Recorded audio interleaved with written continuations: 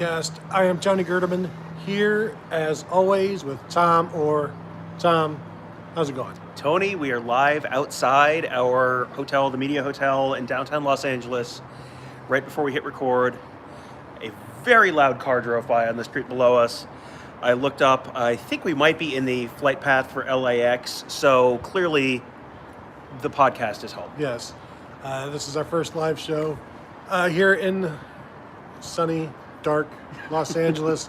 I am looking forward to finding all kinds of new noises as an ambulance just started to scream past.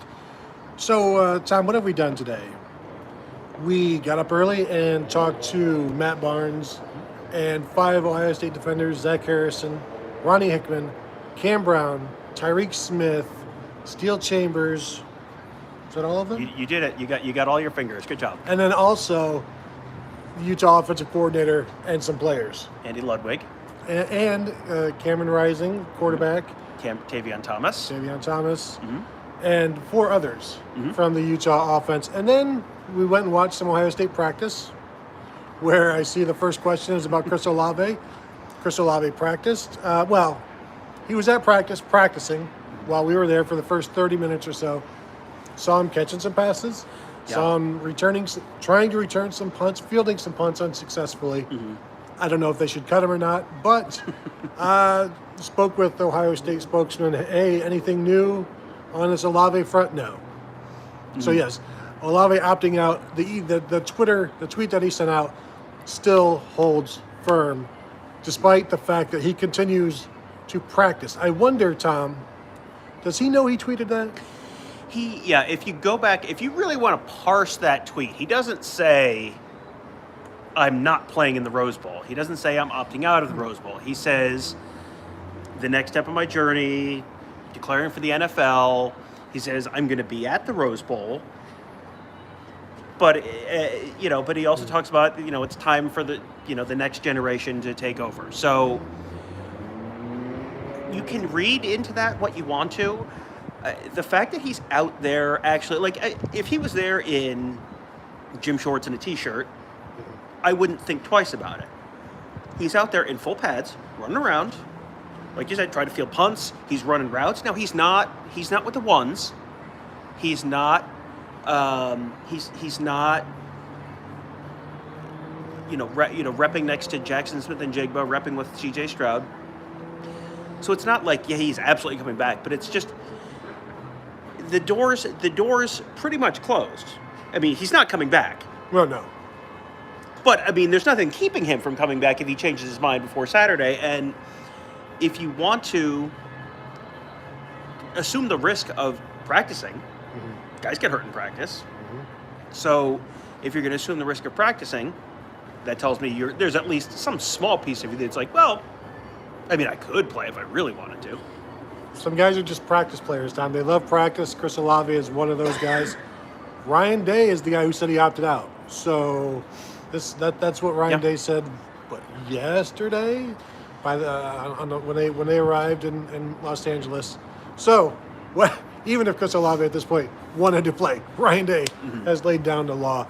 I saw something about other players not here today. Didn't see at practice, and we will be at practice again tomorrow to also confirm some of these in terms of they weren't here today, but they were here tomorrow, or they're not. So 2 days of information. Marcus Williamson, we did not see him. Cody Simon, did not see him. Don't expect to see him. No, that's an injury situation. Yeah, Antoine Jackson wasn't there. Right. Seven Banks wasn't there. Seven Banks was on Instagram from Orlando, Florida, so I think it's safe to say Seven Banks won't be playing in the game. The most interesting thing with Williamson being out was not only was Williamson not there, Cade Stover was wearing number 5 on defense, playing linebacker. Number 5 on defense was Marcus Williamson's number. Earlier in the month, they released a picture from practice, on December 10th or something, and Legend Cavazos was wearing Marcus Williamson's number 5. And at the time, it was like, that's interesting. And then now you've got Cade Stover wearing number 5, Marcus Williamson not here. It's like, okay, I can draw the, I can connect the dots on this one. I've seen people upset that Olave has taken reps away from young guys who need it. I don't, and again, we're not seeing any actual like scrimmage stuff, Right. And any game planning stuff. So I don't know that he's all that involved with that. I don't think he should be taking reps from players at this point, and I don't know why they would, why he would do that, why they would allow it, unless you're just saying, look, it's just a handful of reps. They're not that important. We've got spring for the young guys. If he's taking a walk-on's reps, that's not the end of the world. Right. So I don't get too hung up on it. But if he's taking Emeka Egbuka's reps or Julian Fleming's, then it's like why? And I don't think that's happening. Yeah. No, I think it's we didn't get to watch like 7-on-7 or anything like that, but just when we just see the first little bits of practice, you can read a lot into the order that people are running in. And Julian Fleming, Jackson Smith-Njigba, and Julian Fleming, and Emeka Egbuka, and Marvin Harrison were all running before Olave was going. So, he's not pulling reps from those guys necessarily. How much of a difference does it make that Emeka Egbuka got one fewer ball during practice? Like, I mean, everyone's looking for something to worry about at this point, so that's fine. But yeah, I don't. This is a time of year when during bowl practice, the veteran guys generally don't spend a lot of get a lot of reps anyway, because you're in that 2,000 rep club, and so they're letting the older guys kind of rest. Guess what? Chris Olave can go catch passes from C.J. Stroud without running any reps at all this week. Like, he can still do that. He's still Chris Olave. He still has caught a whole bunch of balls from C.J. Stroud. So I don't think you need to worry about that. I thought it was pretty breezy today, and C.J. Stroud looked pretty good. Was cutting through the wind. Go Utes. It's young people. It's how you people from New York say young people. Go college players, I guess is another way. Yes. Which in essence is saying also go Buckeyes, right? Well, I mean, sure. Or any college players. And really, frankly, El Suzaba says, if you can turn the sound up, Kevin, that'd be great. We are outside without Kevin, so we'll speak just, louder. We'll just talk louder. There is some background noise here. We are outside because if you're inside, you've got to be wearing a mask under the rules. And so if being outside, we can speak a little louder, so we will do that. Are you guys clubbing at the Sunset Strip tonight? No. There's an LA Kings game tonight. We're right across the street from the former Staples Center. So I am lobbying some of our friends on the beat to go watch some old stick puck with me. I don't know if I'll be able to sell that with anyone. I know you're not a big hockey person, so we'll see. There's Minnesota college football on tonight, Tom. That's true. Against another Power 5 team. Mm-hmm. So RK says, any word on why only 63 Buckeyes traveled? I think you're at the point where, I haven't seen an official travel roster yet. They don't have. I don't think they've released that. You've got guys who have transferred. You've got guys who are injured. We talked about some guys who are injured. You've got some guys who are probably thinking about transferring or going to transfer but haven't announced it yet. And you've got 85, and then potentially you've got some COVID stuff going. And it's not. Ryan Day made it sound like there wasn't any significant COVID stuff. That it wasn't.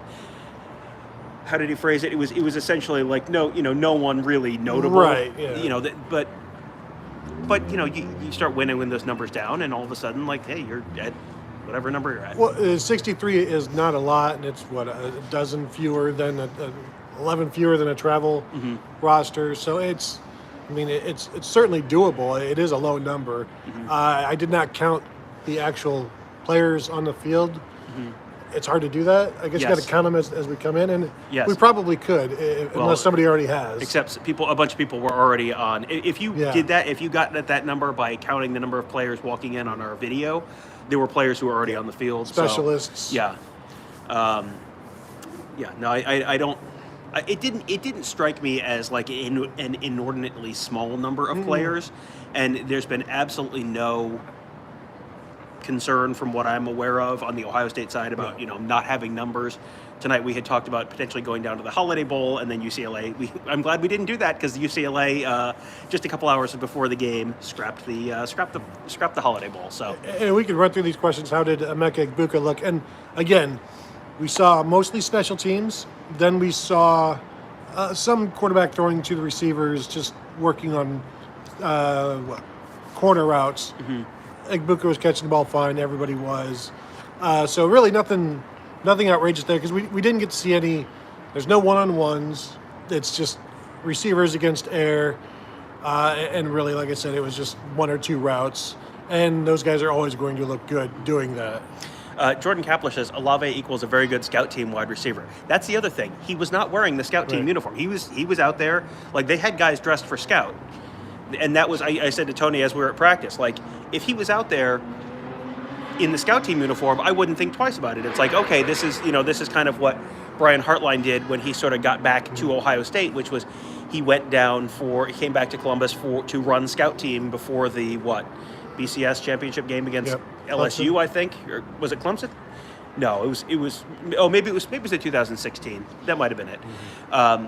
But yes. Brian Hartline just came back and just was running wide receiver scout against Ohio State's defense just to help get him ready. And if Olave was doing that, I wouldn't think twice about it. It's like, wow, what a good teammate! Like, what a good dude. Yeah, but that puts him in even worse danger by doing something you're not familiar with, like running Utah's offense. But that's the point is like he's not doing that, so that's not why he's out there. Well, and if their numbers are as low as they are, then he's giving you just another leader out there, another guy, another example, and possibly somebody that can come out of the bullpen if needed. Rusty says, who's running with the ones on offense? It's really the guys. Again, we didn't see 7-on-7. Now, but if you're wondering about receivers, I'm guessing it's going to be Julian Fleming, and they can do whatever they want, whether they want to put Emeka Egbuka or Marvin Harrison in there. They'll just move guys around. It's whoever is the fifth receiver, that'll be the guy who's starting. Unless, I was going to say they could just start two tight ends, but one of them is now a linebacker in Cade Stover. So, it'll be interesting, but expect a lot. Expect Julian Fleming to. I think he has like 7 catches for 50 some yards this season. I would expect both of those numbers to be bested in this game. I wouldn't be shocked for 7 receptions. Yeah. 51 yards seems like a shoe-in. That's what they're doing by bold prediction. Yeah. So we have to record a bold prediction show tomorrow. Don't forget about that. And Marvin Harrison, either of those guys, Emeka Egbuka could. They're all very capable, but they've got to do it. And they're going to be facing a physical Utah defense that is experienced, and I'm looking forward to seeing how this shapes up. People keep talking about this as the first game of the 2022 season, and this is a huge opportunity for those guys, which is also why I think it's good that Chris Olave is still around to help those guys. Yeah. Rusty Jesse says, scout team, is that why Stover was wearing number 5? No.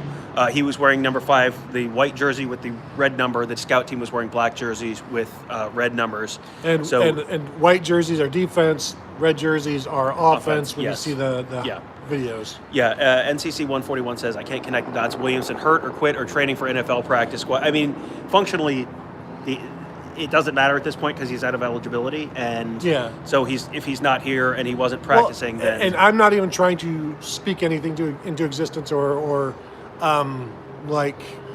say this is what it is, but you keep hearing really good things about Court Williams, who may be playing that position in what we'll see next weekend. And maybe it was, I don't really think Marcus Williamson would do all of this, come back for this year, and then just not show up or not play, just quit. Like that's not, I don't think that's who he is.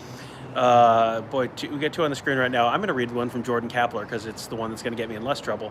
Any word on when Tom Moore is opting out, hopefully soon. Jordan, that is extremely hurtful. Extremely hurtful. No. Let's examine this. And you know what? I'm okay with that not being a super chat. We will. Let's dive into this. Yes, I was delighted to be opted back in for the Rose Bowl. So yes, I am very excited. It is supposed to be sunny. It is supposed to be beautiful on Saturday here in lovely Southern California. It was nice today. It's going to be chilly the entire time. Yeah, but here I am out in shorts and short sleeves because it's still pretty nice for this time of year.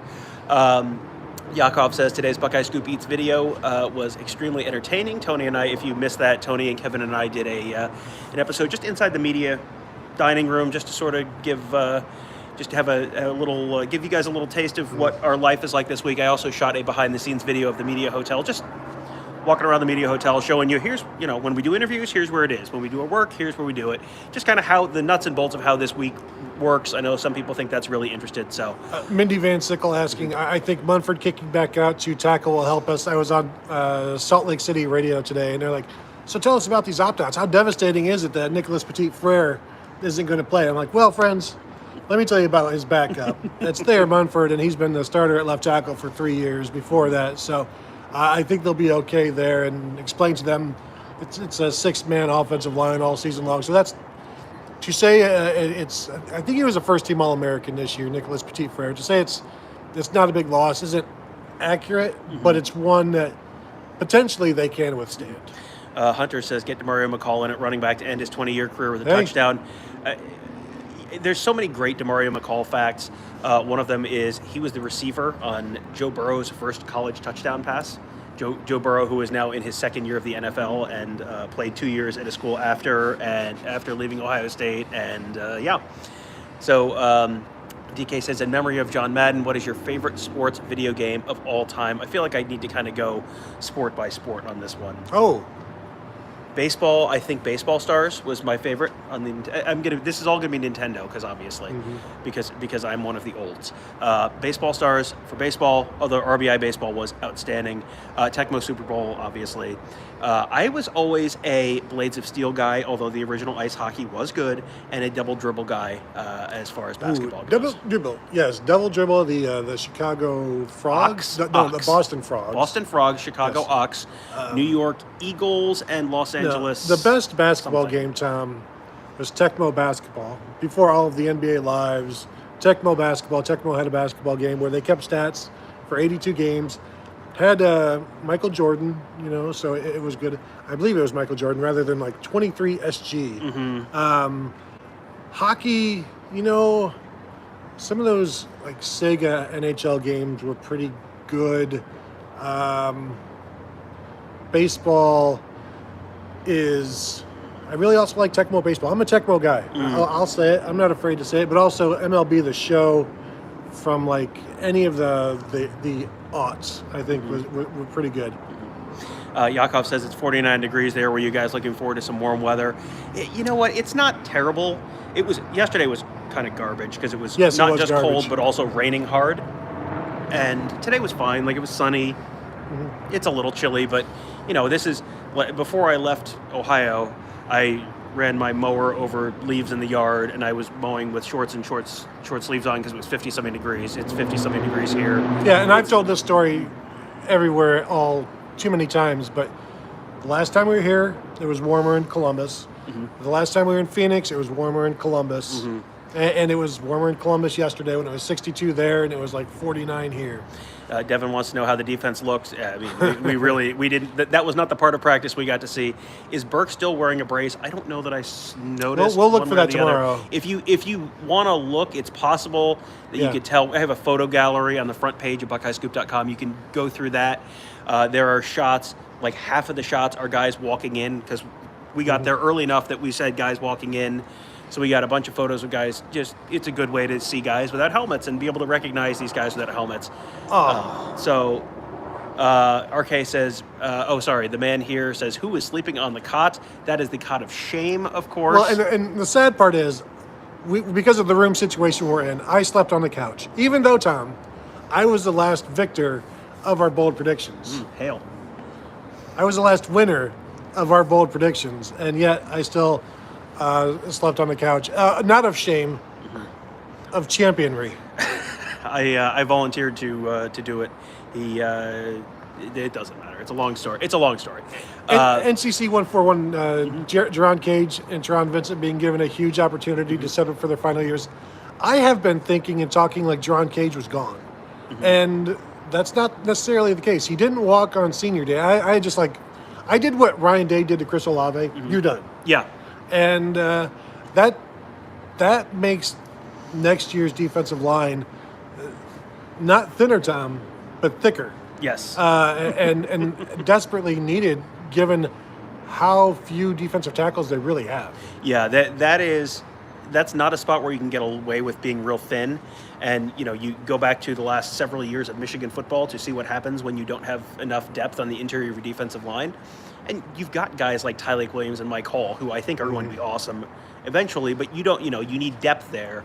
Having Jerron Cage there to be a veteran person, having Teron Vincent there to be a veteran person there, a veteran presence inside of that defensive line next year is huge. That is a massive, massive thing, because you're going to rotate guys. You're not just going to be playing the top two guys. You have to have depth, because sometimes guys get tired, sometimes guys get hurt. So yeah, having those guys back is huge. Sue says, isn't it awesome the mighty SEC is 0-3 in bowls and is behind in the Texas Bowl, the Texas Tech game. I mean, Tony, I think obviously Sue was unaware that this is one of those years when bowls are just meaningless exhibition games and not any sort of a measure of conference strength. I said to Tony earlier today, hey, this is going to be one of these years where the SEC is going to go 2-7 or 2-8 or whatever it is, but the 2 wins are going to be the playoff games, and those are going to be the only ones that matter. So therefore, in fact, being 2-7 means that they're the best. Plus, the fact that they are losing these games just tells you how unimportant they are. Right. Well, and also they're beat up after a brutal SEC conference. So the fact that they're only 0-3 in these 3 games, I think, lends credence to how good they are. Yakov asked if we've noticed many OSU fans. I haven't, but I haven't really noticed many Utah fans either. No. We end up, just the nature of the way we end up covering these games is we're not out hanging out at the beach, or we spend a lot of time, these are work trips, and so we spend pretty much all of our time in the media hotel. So I saw a family of Utah fans getting out of their car at front of the media hotel when we got back. How many? 4, I think. Young family. Could be, yeah, youngish. So, it's. I don't think we'll have any real sense until game day or close to game day, but you want to read into the ticket sales. The ticket sales are extremely pro Utah, and as was pointed out to us at one point today, Salt Lake City is only like a 6-hour or something drive from here. This is a drive for Utah fans. This is a flight for Ohio State fans, and as some of our media colleagues are figuring out, flights are not always easy. It is. You can. I don't want to say which airline it is, but our colleagues are not in the spirit of the holidays. RK says, who is third at quarterback for Ohio question. State? And yeah, there's no obviously Jack Miller. There's no Quinn Ewers. So you've got C.J. Stroud, you've got Kyle McCord, and then you've got J.P. Andrade or Jagger LaRoe. Oh, and Jagger LaRoe was there. Okay. He was there today. Is he in the transfer portal, or he's just going said there. He's going there, but he's not there yet. Emory Jones was in the portal. Yeah, and played. So yeah, he is in the portal or on his way to the portal. He honestly might be the third guy for the Rose Bowl. That's I think Ohio State is hoping to not get to their third quarterback, but let's see. Jordan says, very excited to see Marvin Harrison Jr. A lot of young talent, but he seems like an incredible player. He is noticeably bigger and taller than everybody else in his position group or lined up. When people are lining up for pass plays, it's like, what? Who is the tight end wearing number 18? And he's just a big kid. And I think what he showed late in the season, that he's not just a chain mover. He can make people miss. He can run after the catch. So, yeah, I am also looking forward to seeing that. Wouldn't be shocked if we see one of these. Michael Thomas every once in a while would have a slant that would go 57 yards or something like that. You break a tackle and you go. Don't be surprised to see that. Yakov wants to know if we're going to check out SoFi Stadium. We have not. We couldn't even see that from the highway when we were driving over to. I saw the Coliseum and thought, I want to go see the Coliseum. I'm much more likely to want to go see the Coliseum or Dodger Stadium than some new NFL crap. No, they all look the same. Even if they look completely different, they're all the same. Eric W. says, I feel like Ibuka is the player of the game with his new role. I mean, it's possible. He's, one of those wide receivers is going to blow up. I agree. This is going to be a fast, dry track.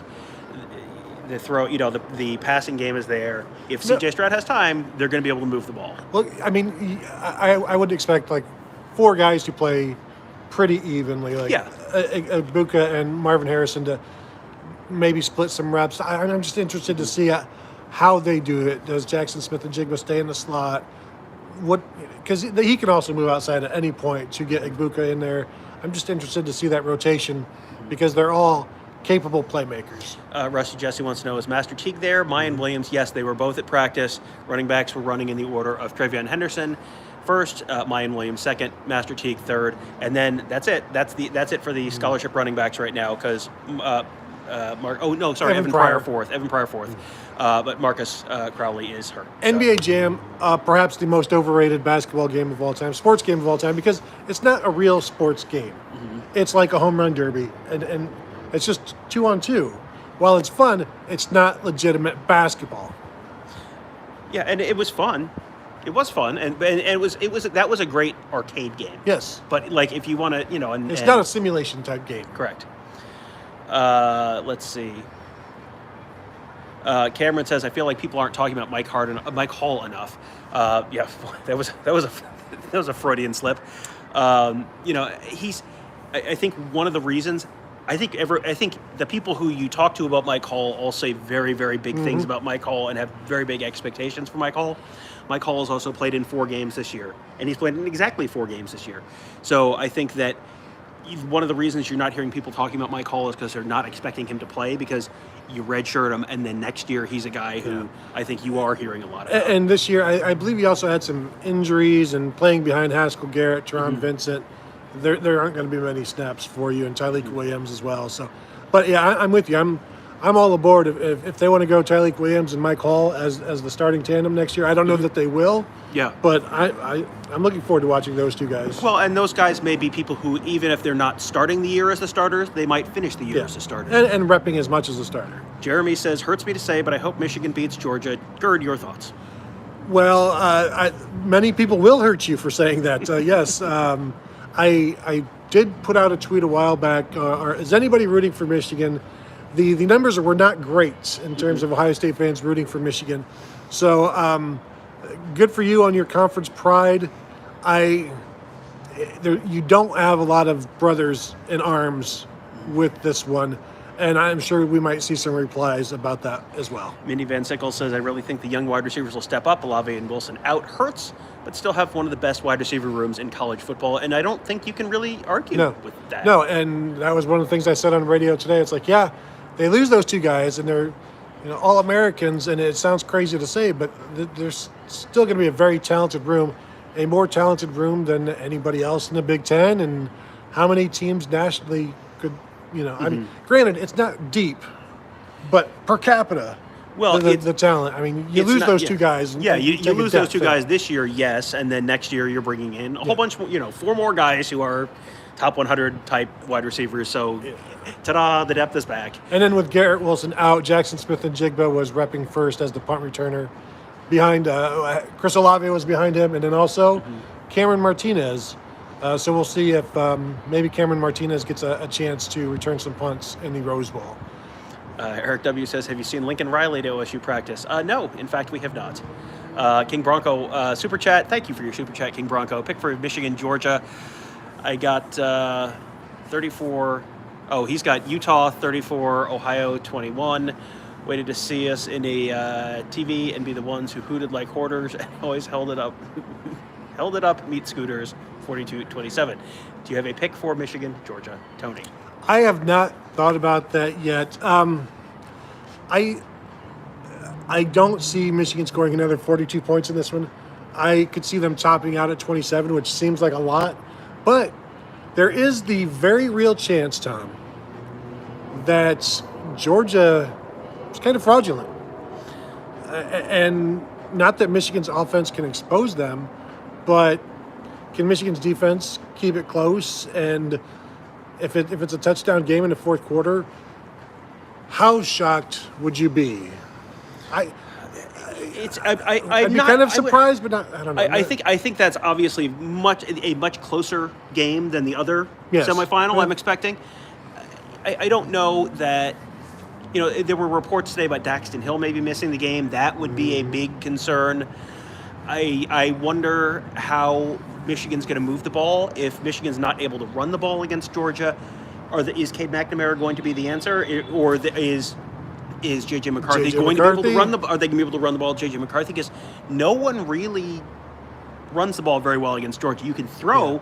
I think Ohio State might be a better matchup against Georgia than Michigan is, just because of what Ohio State does well on offense. But I'm not convinced Michigan will be able to run the ball. yeah, Just because it's too easy to stop if that's all you can do, basically, unless you can't stop it.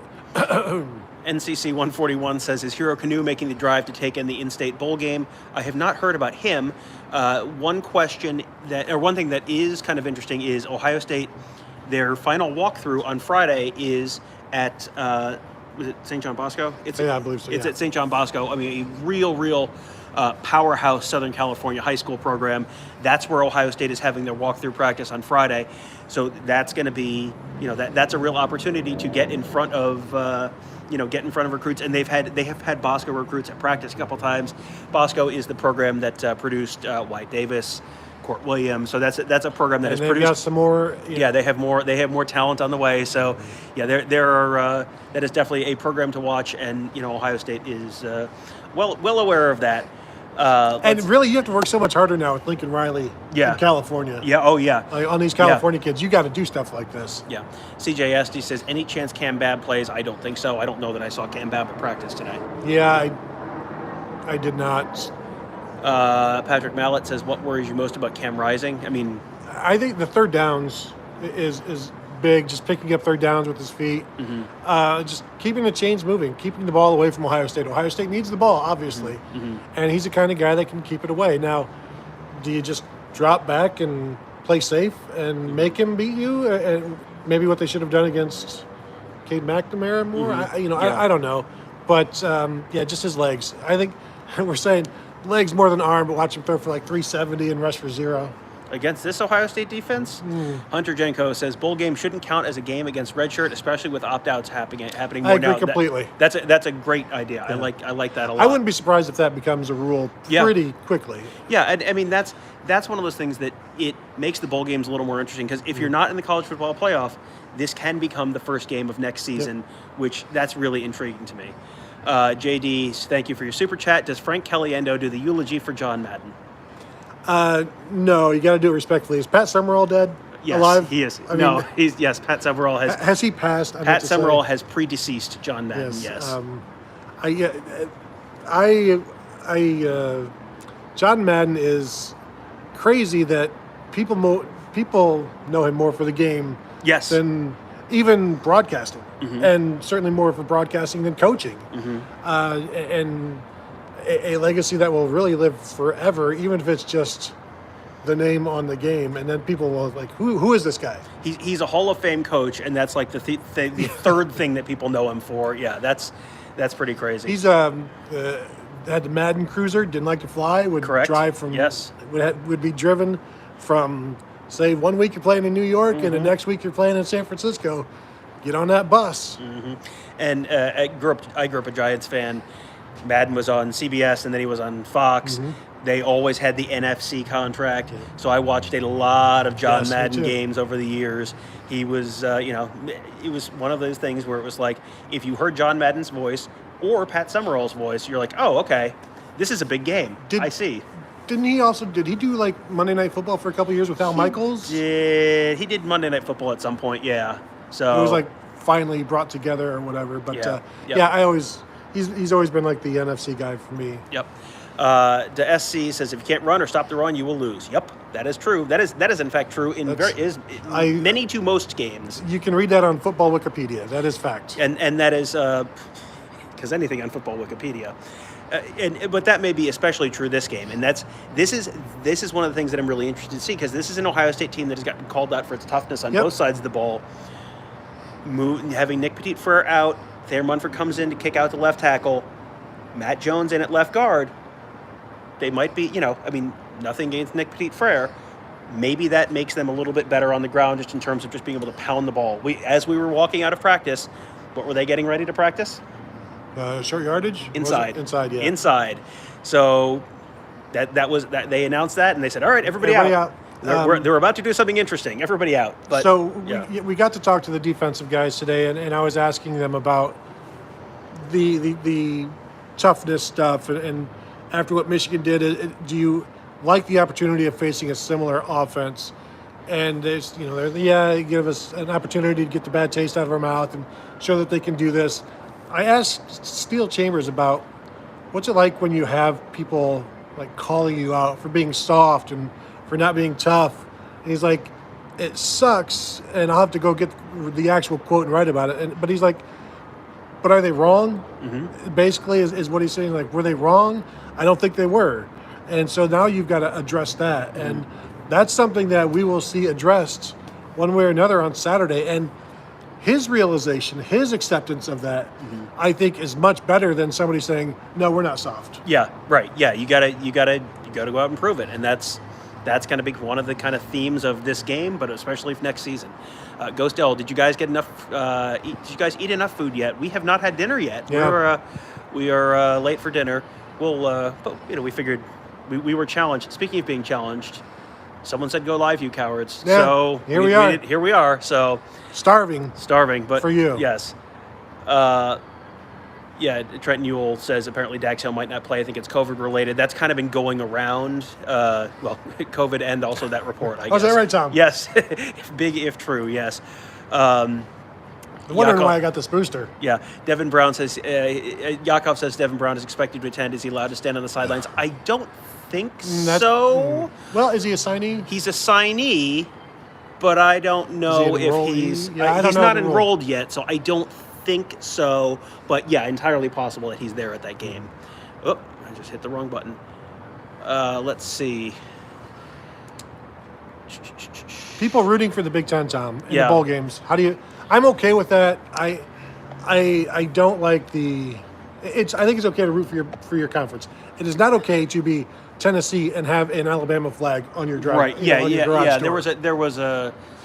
I don't remember, it was Vince Marrow. It was one of the Kentucky assistants last year was tweeting about, after the national championship game last year, like, see, this is why you got to come play in the SEC because we're the League of Champions. It's like, you lost 63-3 to that Alabama team. What are you talking about? Is that better or worse than Ed Warner at Michigan having the recruiting material of all of the Buckeyes he put in the NFL? I think that's worse. But it's just like, wow, my neighbor won the lottery. I'm rich. Like, no, that's not actually how it works. We're rich.